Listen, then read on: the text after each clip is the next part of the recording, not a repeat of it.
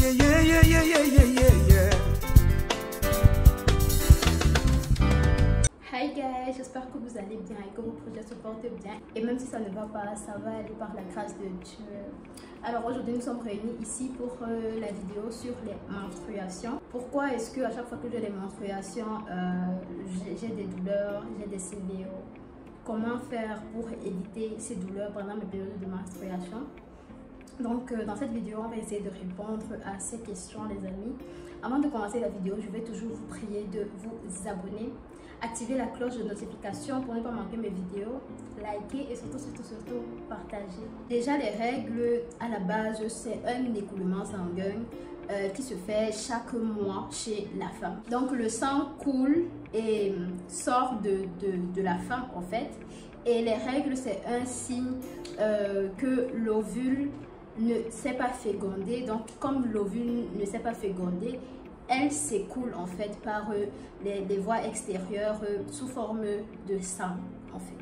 Donc quand on a les règles, c'est la preuve qu'on n'est pas enceinte et c'est également la preuve qu'on peut donner naissance parce que l'ovule s'est formé normalement, mais il n'y a pas eu fusion de ce qui doit fusionner. Chez les drépanocytaires, les règles peuvent arriver à partir de 14-15 ans, voire 16 ans, voire même 17 ans des fois. Et en fait, ça arrive un peu plus lentement parce qu'on a un retard de croissance normal d'abord. Donc, à ce niveau, il n'y a pas trop de questions à se poser. Mais la question à se poser, c'est en fait pourquoi chez nous, particulièrement les drépanocytaires, quand on a des règles, en fait, on a maintenant des crises douloureuses. Tout chez les drépanocytaires ont un rapport avec le sang. À partir du moment où le sang est mêlé à quelque chose sur nous ou en nous, ça crée problème en fait.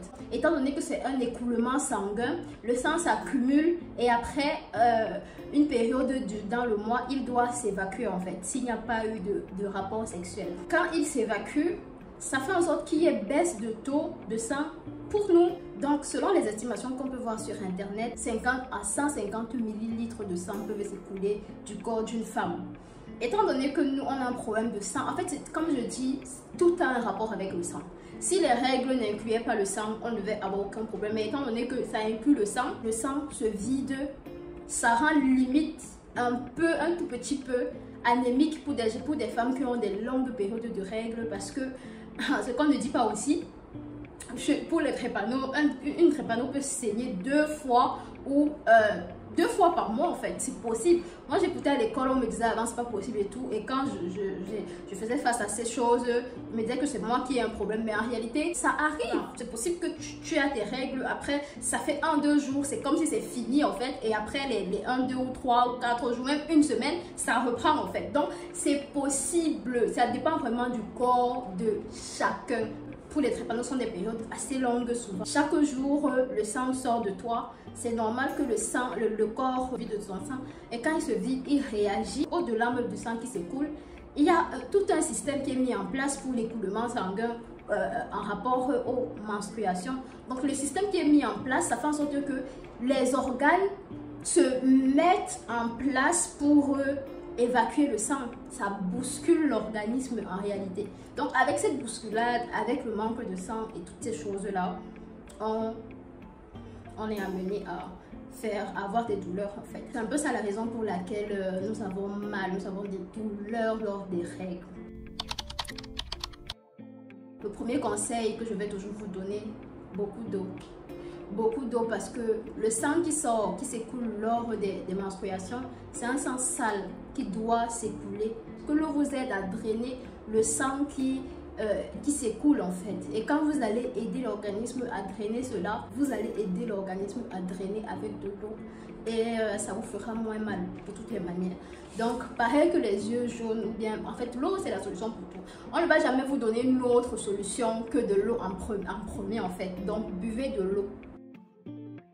Faites des boissons.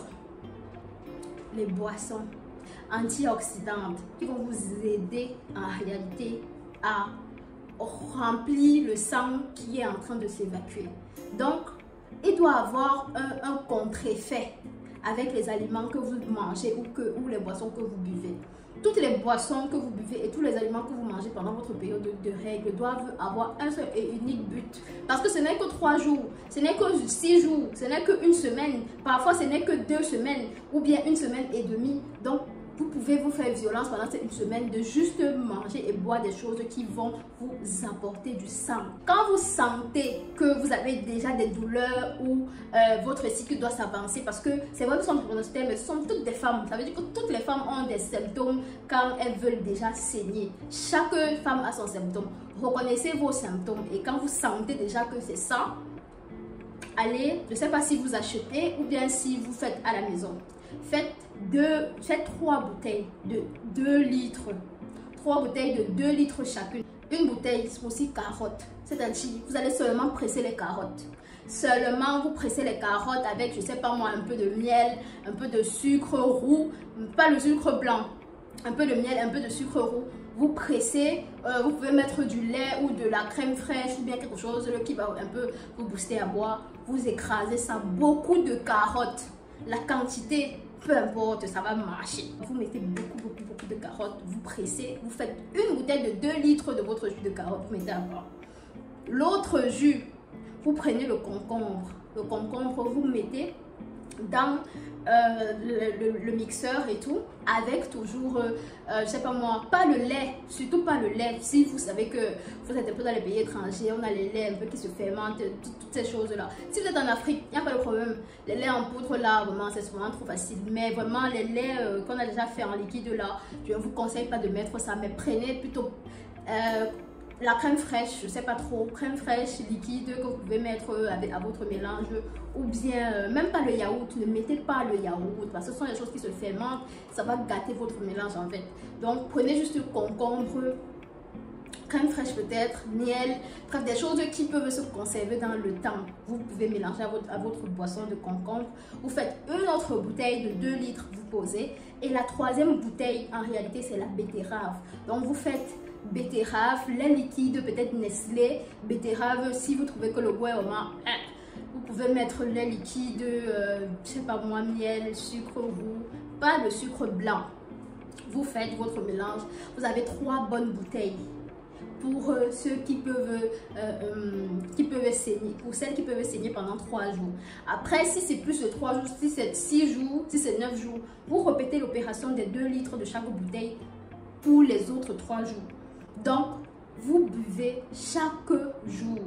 Je vous conseille la betterave au début, après carotte le 2e jour, après concombre le 3e jour. Ou vous pouvez mixer en fait, mais que ça vous fasse 3 jours en fait. Donc vous avez 2 litres par jour de jus de fruits, de bons smoothies qui vont booster en fait votre organisme, donner du sang. Si vous avez des règles un peu plus abondantes, des jours un peu plus abondants, vous refaites la même recette des 3 bouteilles. Vous continuez à boire à partir du 2e jour ou même avant, que quand vous commencez à sentir que c'est là, vous buvez. Vous allez voir que vos règles vont passer. Les douleurs du corps là, vous n'aurez plus. Vous pourrez avoir les nausées, les trucs, ça sont des trucs de femmes. Ça n'a rien à voir avec la drépanocytose. Mais ce qui est douleur liée à la perte de sang et tout, ça va finir en fait. Et aussi le petit tips, dans le jus de concombre que vous allez faire, vous pouvez rajouter le persil si vous voulez bien. Vous pouvez rajouter le persil dans le jus de concombre que vous allez boire en réalité. Vous pouvez rajouter le persil dans cette bouteille là et vous mixez aussi. Ça va vous faire beaucoup de bien. Et je vous conseille le soir avant de dormir, pendant votre période de règles, quand vous aurez bu bien les smoothies en journée, le matin et tout, le soir avant de dormir, faites une boisson chaude qui contient dedans, dans la boisson, le clou de girofle et l'ail. Que si vous pouvez tolérer l'ail dans le jus de clou de girofle, si vous ne supportez pas écraser et tout, vous pouvez jeter même une gousse découpée, un quart de gousse, une demi-gousse, vous jetez dedans avec les clous de girofle que vous faites bouillir jusqu'à ébullition. C'est comme un thé, mais un thé au clou de girofle et à l'ail, vous jetez là. Pour ceux qui supportent l'ail, bien sûr. Si tu ne supportes pas l'ail, ne dis pas que tu ne vas pas faire ça parce que ça va t'aider. Mais juste enlève l'ail. Tu mets juste le clou de girofle dans ton thé. Tu apportes ça à ébullition, tu bois. Je conseille généralement pas qu'une tasse, mais je sais pas moi, une petite carafe comme ça, où tu vas tout le temps verser pour consommer le thé avant de dormir. Et vous allez voir comment ça détend vos os. Ça détend tous vos os qui ont été en mouvement en journée, tout ça détend et ça aide aussi pour le bas-ventre, pour l'évacuation facile, sans douleur. Le troisième conseil, pas des moindres, évitez tout ce qui peut vous énerver. Ça veut dire que si même il y a ici des mamans d'enfants drépanocytaires, pendant sa période de règles, non, laissez. Genre, même si vous voulez vous énerver, réservez l'énervement pour après les règles et tout ça. Le Seigneur va vous calmer, mais laissez. Parce que le stress pendant les règles, c'est grave. C'est grave. Je dis que pendant les règles, le corps est à vif. Donc, ça attend seulement quelque chose pour déclencher la crise.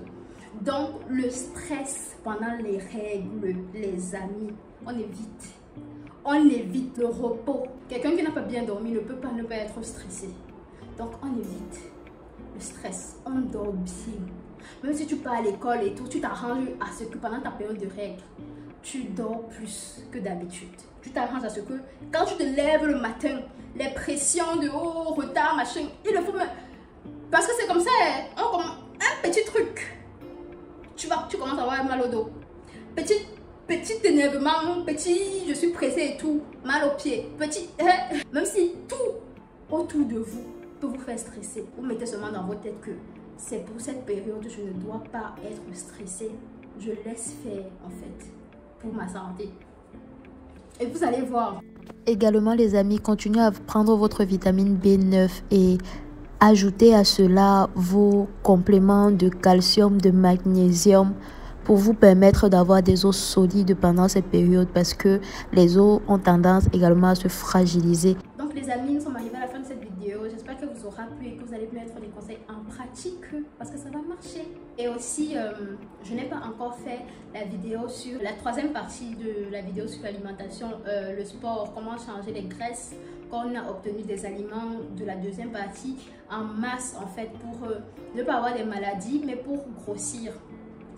Je dois faire une vidéo par rapport à ça, mais j'essaie de trouver le cadre. Qu'est-ce que vous préférez, que je fasse ça en salle de sport, ou bien que je fasse ça chez moi à la maison et tout, parce que c'est la question que je me pose.